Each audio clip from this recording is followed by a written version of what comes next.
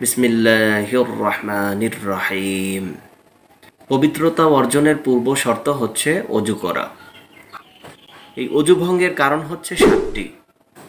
এই 7টি কারণ যদি আপনার সাথে ঘটে তাহলে আপনার অজু নষ্ট হয়ে যাবে, আপনার অজু ভেঙে যাবে।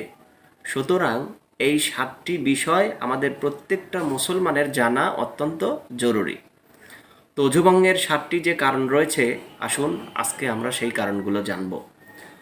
অজু ভঙ্গের প্রথম কারণ হচ্ছে পায়খানা বা প্রস্রাবের রাস্তা দিয়ে কোনো কিছু বের হওয়া। এরপর অজু ভঙ্গের দ্বিতীয় কারণ হচ্ছে মুখ ভরিয়া বমি হওয়া। অজু ভঙ্গের তৃতীয় কারণ হচ্ছে থুতুর সঙ্গে রক্তের ভাগ সমান বা বেশি হওয়া।